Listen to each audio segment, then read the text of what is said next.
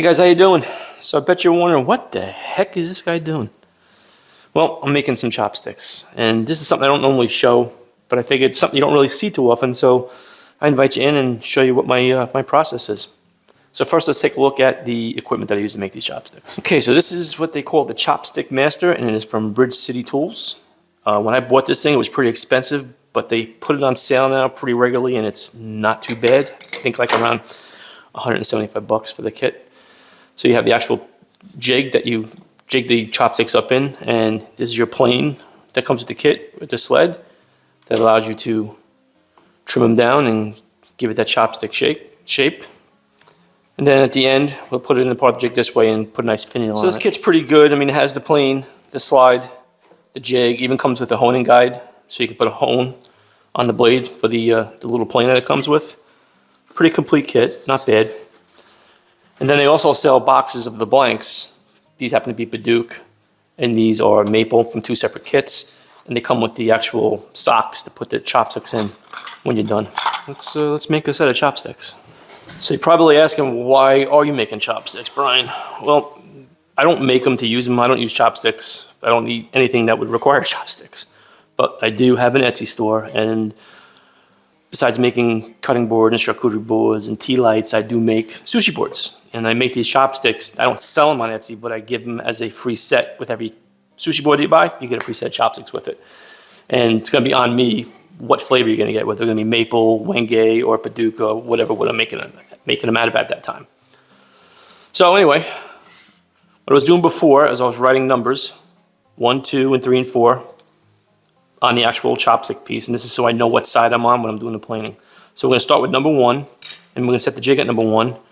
We're going to put our chopstick in the jig here. And there's 2 wedges, these little red wedges here.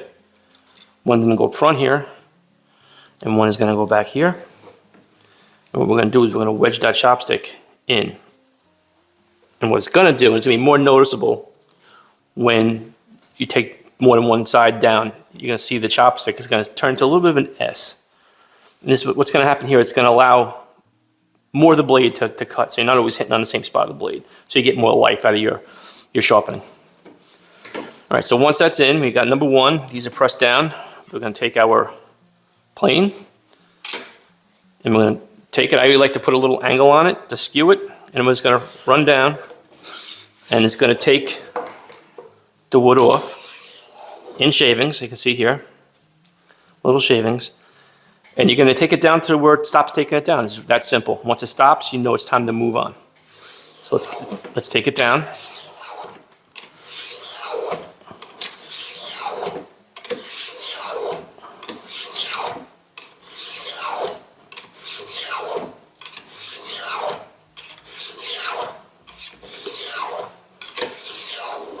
So we got some nice shavings coming off.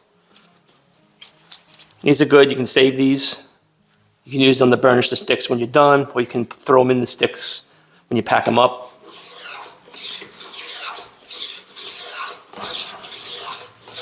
Like I say, you can just keep going until you stop taking shavings. And that's when you know you're ready to go. So it's starting to stop. No more cutting. Okay. And we're going to remove our wedges.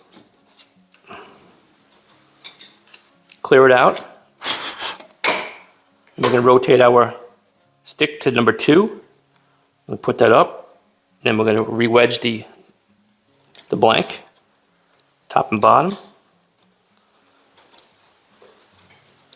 Make sure it's flat down. And then you'll see it's starting to take that S shape. And as you go to side 3 and 4, you really see that S take effect. And again, we're going to go with the plane again, and we're going to run the plane until we stop taking shavings. Then we're going to rotate this jig until number 2. And then we're going to set to side number 3. And we're going to wedge them again. So when you buy the blanks from Bridge City Tools, you'll get 10 pairs of blanks and 10 of the canvas bags that they go in, which really makes it look nice. So if you want to make these as gifts, or if you decide you want to, do what I'm doing, make some sushi boards and and sell them at sushi boards to sell chopsticks, or if you have, if you like sushi and you have people come over, you can have them make their own sticks before they eat. So it's a great idea. All right, so we got side number 3 up again. We have our, clean out the blade here, okay. And we're gonna plane down until we stop planing. Once it stops taking shavings, then we know we're done. Rotate to side number 4, which is gonna be our last side. Stick in our wedges. If we can pick it up. Okay, here we go. Make sure that stays down. Wedge in. It's down nice. And take a quick look. You might be able to see how this thing got a little bit of an S bow to it. This is going to be our final side. Again, we're just going to go until we have no more shavings. And I'm getting a little bit of tear out on this one, so the grain is a little weird on this one. So what I'm going to do is I'm going to rotate it backwards and I'm going to run the other direction to try to eliminate the tear out. So if you don't do that, you're going to end up with a lot of sanding. And that's something you don't want. No one likes sanding. At least I don't. Okay, so that's that. So now's the next step. So we're going to pull these wedges out. So we're not done yet. Okay. So you notice in this jig, there's a V groove right here. So what we're going to do with that, this is how we're going to give the chopsticks its 8 sides. Right now we got 4. So we're going to take this, lay the chopstick in the groove like this. So we got one of the corners is facing up. We're going to hold the chopstick here, and we're just going to run this across the very end and create a flat on the corner. And we're going to do this on all 4 sides.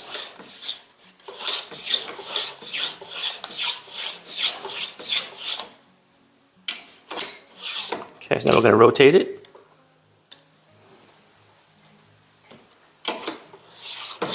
And just go until it stops. There's no such thing as a perfect chopstick. You don't want it perfectly round. You don't want it perfectly symmetrical. You want weird edges on it so it makes it easier to grab and hold on to the food.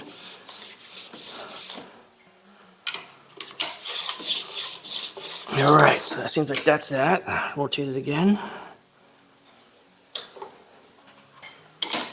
You're only doing about 2/3 of the chopstick. You're not doing it from the top to the bottom, just from the middle down.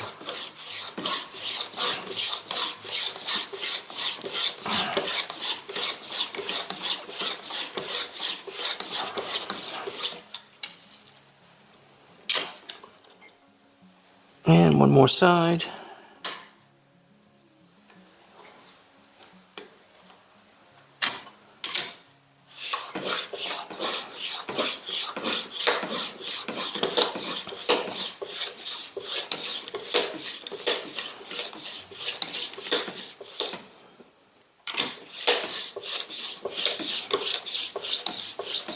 Okay, so there we go. So now we have a chopstick with just about, 8 sides it should have. Some flats might be a little bigger than others, but we can fix that a little bit with the sanding when we're done. Because obviously you want to sand this probably down to like 400 because you don't want a person getting a splinter in their mouth when they're picking up their food. So now we're going to take the chopstick like this. This is pretty cool, but we're going to put a little fin in the end. We're going to go to the back side of the jig here. We're going to put our chopstick in.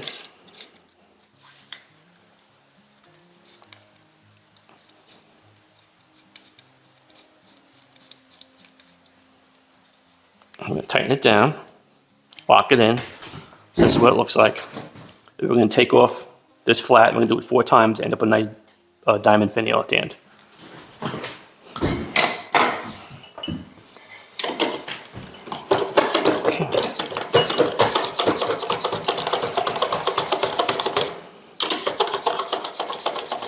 So that's side 1.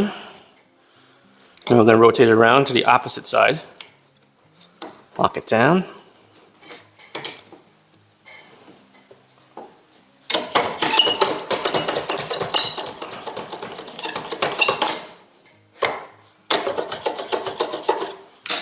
So now what we have looks like a little a little roof. And I'm going to do the next two sides and give it its final finish.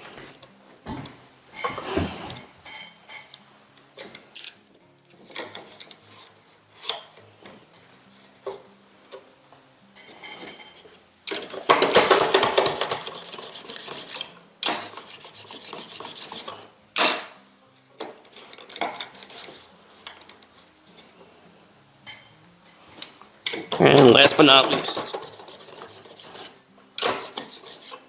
okay.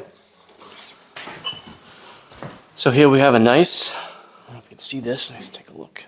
Oh, where are we? Boop. Nice diamond finial.